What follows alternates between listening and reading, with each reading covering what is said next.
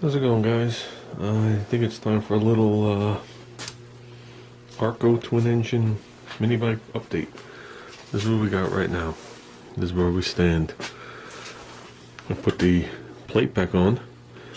I got different head bolts here. It's a regular bolt, but on the top is a 5/16 stud coming up.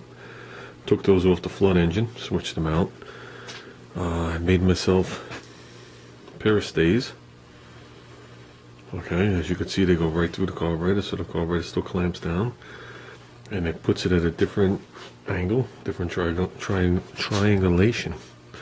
So it'll help keep the carburetor from going this way, up and down, and front to back. So hopefully it absorbs the vibration we originally had, which I still think was the actual engines not being clamped together. A little bit of harmonics here, you translate it up 8 inches, 10 inches, and it multiplies. I made a pair of those, as you can see. Haven't beautified them yet. Still see some of the clamping marks. Heated these bad boys cherry red, flattened them. Then I actually went in there with a punch. Just punched my hole through to widen them. Then I cleaned them up at the 5/16, so I'd have enough material and leave this as thick as I could. Didn't want to make it paper. Basically what I need is I still got to pick up some Allen keys. And then take this intake back off and put the 2 gaskets in. And put a gasket in here. So then with that, I should be able to fire the pair of these things up, and we'll see how they do together. I'm also thinking, I got the tank back out. Originally we had the tank up here. I'm thinking of making some bracketry and running the tank here, something like in that zone. We'll make it look nice to the curve, however I choose to actually do it. That's also going to require a pair of fuel pumps that you see on the, they come stock on some engines, or you can buy them for the racing engines.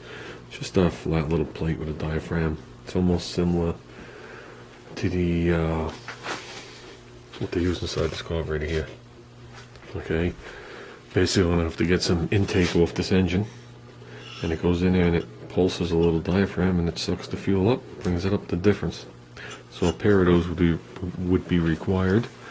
If that's the way to go, if I like the tank there, then that's not really a big deal. We'll just have to be able to get an intake pulse out of these things. I'd have to find a place to put a nipple and weld it on. We're not going to be doing too much on this for a little while. I still gotta wait on parts for the back. Some of the stuff I did, I don't know if you guys saw, but this was the actual hub for the wheel. I took it to work and machined it flat here and machined it flat here. Neither surface means anything. Then I also machined this edge here, and I chalked it up in the brake light, spun it around, and I worked it down, and then I just Scotch-Brighted it to give it a like satin look. Did the same thing here for the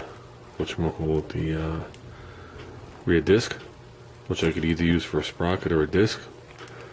I'm not 100% sure what I am actually going to do, because if I use this for a sprocket, then I got to rely on the cheap crap stamped steel sprockets, which are over here.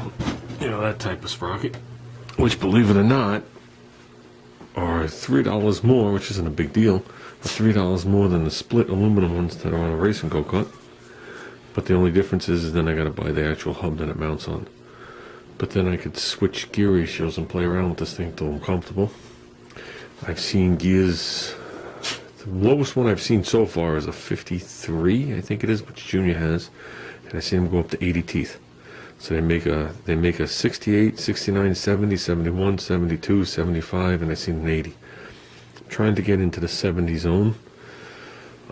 So this thing has some torque, and you know what I mean? I'm not looking to go 70 miles an hour, and I'm just looking to enjoy it. And I'd rather see the clutches well engaged and these motors at a decent RPM at a slower speed. That's what I'm looking for. A nice way to save your clutch.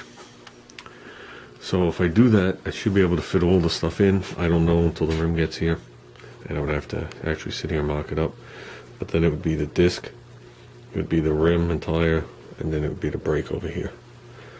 So, and with that, if I did it that way, I mean, where's the disc? I did it right here.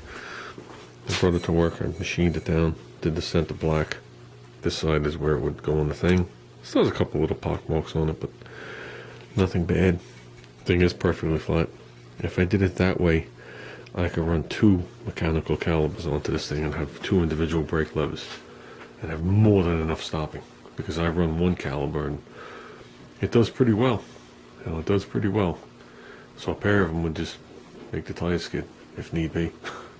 But with that, if I had this and be up over here and there's no chain involved, I could pick a spot and get 2 of them on that, 2 of the calibers. Whether one be in the back, one be down here, one be here, one be underneath, you know, on the other side would be over here. So probably put a caliber where you see my finger and one on the back side. And it'd be nice to have 2 brake levers. And that's about it. Then, like I said, the next thing we got to do is we just got to get it fired up and make sure that the carburetor shaking is resolved. So if that's resolved, then we can move on. It's just able to squeeze this in here without it rubbing. It calls for a 1/4 inch bolt. We put a 5/16. 1/4 inch rod I thought was too thin. So I actually threaded this at the end. Hate threading rod. It just comes out shitty. So on a scale of 1 to 10, it comes out at a good 8, 7. Fine for this. Not good for head bolts. And that's about it. I mean, I don't know what else there is until I do any more. Which I'm going to putz with it a little bit tomorrow and then do some more yard work. So, and I am getting ready for the swap meet. I got stuff everywhere now. I'm taking stuff out of everywhere to get ready. So, but we've come a long way. Just doesn't look like it. Yeah, somewhere in that zone. Obviously spaced a little better. I just used magnets and a piece of tape. So, even if it was as far forward as that, it misses the frame. I don't even know if it's centered left or right. Probably not. No. Oh, it is, but it's crooked this way. So, I like that. I definitely like that. Would have worked out if the carbs were low, but that ain't happening. Yeah, that's unique. I've seen tanks up there, though. Keep the weight down. Keep the top free. So, could have put a bigger seat on there in case I pick up a chick.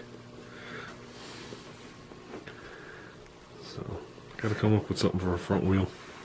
They don't make narrow aluminum front wheels to match the rear. So we gotta come up with a way to make a wheel like that appear to be aluminum. I mean, I'm not gonna do an aluminum paint, that won't match. So, I've done it in the past where I've actually stripped the wheel down or stripped an item down, gave it a very fine sanding scratch in it, and then used satin clear. It's not a dead match, but it's a lot closer. It's definitely a lot closer. So, I mean, you guys know the back's going to go down like another 3 inches, right? So, yeah, I think we're okay. Still gonna, after I get the rear wheel on, I'm going to look into a fork stretch. But we'll see. Might only be as much as, you know, an inch. An inch would change the whole look. So, when you really want to change the look, nip this plate down and move this up and get rid of the spring. That's got to be 1.5 inches to here, and that just gives you the illusion the forks are longer. But I don't think I want to do that yet. So, okay, guys. It's just one of those days. This is as much as I want to do.